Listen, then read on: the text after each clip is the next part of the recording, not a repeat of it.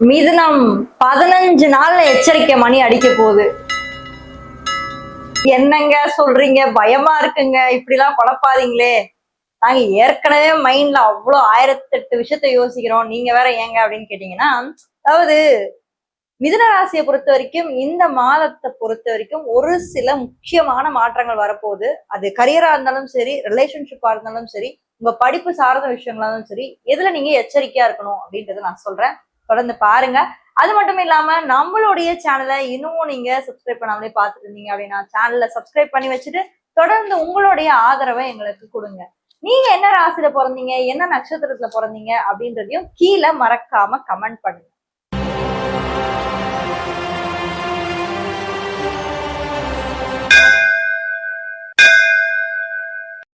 மிதுனம் காலச்சக்கரத்துடைய 3வது ராசி. இந்த ராசியோடைய அதிபதி புதன். இந்த புதன் இந்த மாதம் ஜூலை மாதத்துல ராசியிலே வந்து உட்கார போறாரு. அவ்வளவு சூப்பரா இருக்கு. ஒரு ராசிநாதன் ராசியிலே வந்து உட்கார்றது அப்படின்றது ஒரு வெகு சிறப்பான ஒரு விஷயம். அது மட்டும் இல்லாம ராசிக்கு 2ஆம் இடத்துல குருவும் சூரியனும் ரொம்ப அருகில நெருங்க போறாங்க. கிட்டத்தட்ட வந்து பாத்தீங்கன்னா எக்ஸ்ட்ரீம் க்ளோஸ், ஒரு ஒரு சர்டன் 5 டிகிரிஸ்ல வந்து நெருக்கமாகக்கூடிய ஒரு டைம் பீரியட் வந்து இந்த ஜூலை மாதத்துல ஏற்படும். பட் இப்படி இருக்கக்கூடிய இந்த டைம் பீரியட்ல தேவையில்லாத வம்பு வழக்கு சண்டை சச்சரவுக்குள்ள மிதுனம் இறங்கக்கூடாது. ஏன்னா ஏதாவது ஒரு பிரச்சனைனா முன்னாடி போய் நின்று பேசுறது மிதுனம் தான். தன் வாயால கெடுன்னு ஒண்ணு இருக்கு பாத்தீங்களா, தன் வாயால கெடுறது மிதுனம் தான். சோ இந்த மாதம் வாயால கெடக்கூடிய எல்லா சாத்தியக்கூறுகளும் இருக்கு. அதனால குடும்ப உறுப்பினர்கிட்ட ரொம்ப ரொம்ப ரொம்ப ரொம்ப கவனம் தேவை. அவசரப்படாதீங்க, நிதானமா இருங்க. உங்களுக்கு தப்புன்னு தோணும், போய் பேசிடணும்னு தோணும். ஆனா பேசுனா என்ன நடக்கும் அப்படின்றது நம்ம மைண்டுக்கு தெரியும். ஆனா வாய் டக்குன்னு பேசிடும் இல்லையா? சோ இந்த மாதத்துல உங்களுக்கு நான் கொடுக்குற ஒரு அட்வைஸ் என்னன்னா, இந்த வீடியோ ரிலீஸ் ஆகி அடுத்த ஒரு 15 நாள் கழிச்சு இந்த பிரச்சனை உங்களுக்கு வரலாம். கொஞ்சம் நிதானம், பொறுமை, அமைதிய கடைபிடிச்சுக்கோங்க இந்த மாதத்தை பொறுத்த வரைக்கும். ராசிக்கு 3ஆம் இடத்துல கேது.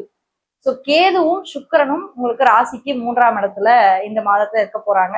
அடுத்து ராசிக்கு 9ஆம் இடத்துல கேது 3ஆம் இடத்துல இருந்தா எப்படியுமே 9ஆம் இடத்துல ராகு இருக்கதாங்க செய்யணும், வர வழி இல்லை.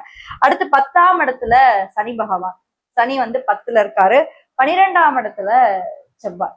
என்ன ஒண்ணுன்னா, இந்த மாதத்தை பொறுத்த வரைக்கும் ரிலேஷன்ஷிப் அப்படின்ற ஒரு விஷயம் வரும்போது மிதுன ராசிக்காரர்கள் குடும்ப உறுப்பினர்கள் கிட்ட மிக கவனமாகவும் எச்சரிக்கையாகவும் இருக்கணும்.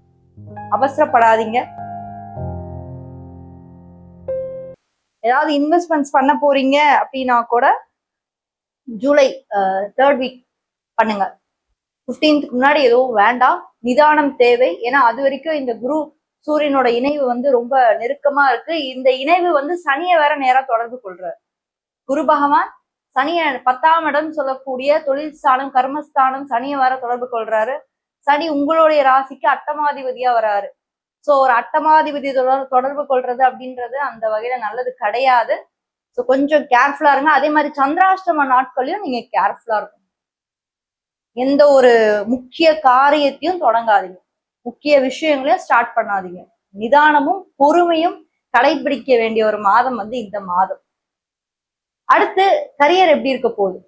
ஏன்னா நம்மளுக்கு பிரச்சனையே வந்து கரியர் தான். எப்படா நமக்கு வந்து வேலையை விட்டு தூக்குவாங்க, எப்படா நம்ம லைஃப்ல வந்து எதையாவது போட்டு நம்ம பேரை கெட்டு போவாங்க, கூட இருக்க எப்படா புளிய பறிப்பா அப்படின்னு வயிற்றுல ஒரு புளிய கரைச்சிட்டு வாழ்ந்துட்டு இருக்கீங்க மிதுனம்.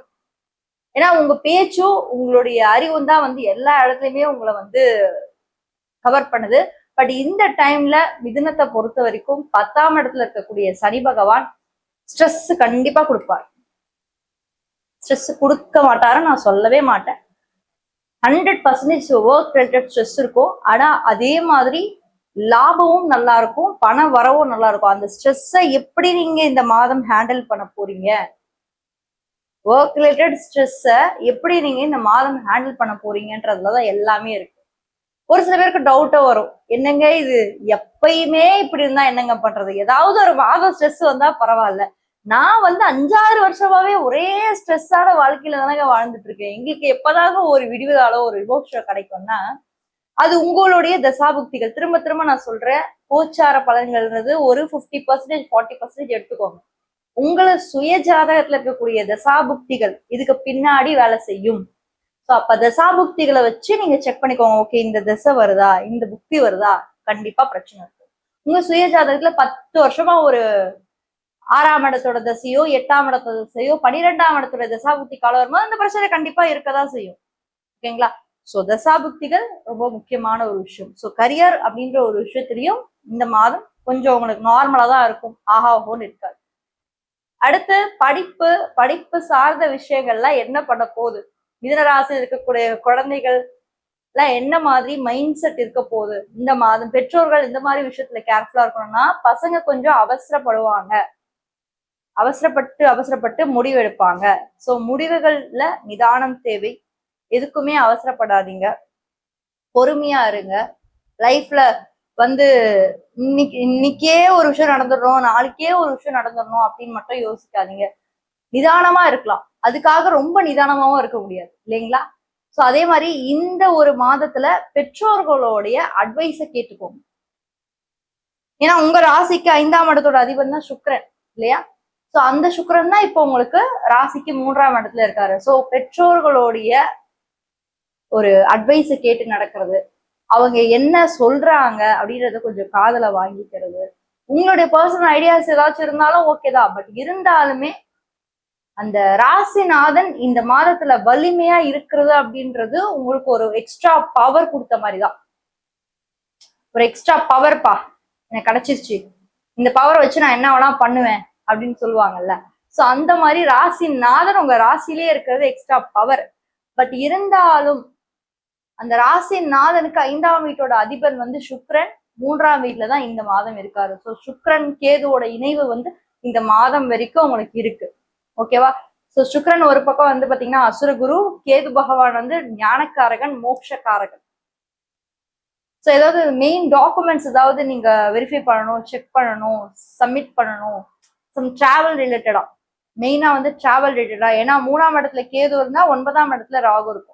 ஸோ பசங்களுக்கு ஏதாவது டிராவல் ரிலேட்டடா இல்ல வந்து சான்சஸ் ஆஃப் ஹையர் எஜுகேஷன் ரிலேட்டடா ஏதாவது டாக்குமெண்டேஷன் சைன் ஏதாவது பண்ணணும்னா கூட இந்த மாதத்துல ஒரு முக்கியமான நாட்களை நீங்க ஃபிக்ஸ் பண்ணிக்கலாம் டாக்குமெண்டேஷன் சைன் பண்றதுக்கு. கேதுவோட சுக்கிரன் இருக்காரு. ஸோ அது ரொம்ப பவர்ஃபுல். ஏன்னா 3ஆம் இடத்துல இருக்கக்கூடிய சுக்கிரன் 9ஆம் வீட்டு டைரக்டா பாக்குறாரு. ஸோ டாக்குமெண்டேஷனுக்கான வாய்ப்புகள் எல்லாமே இந்த மாதத்துல உங்களுக்கு வந்து இருக்கதான் போகுது.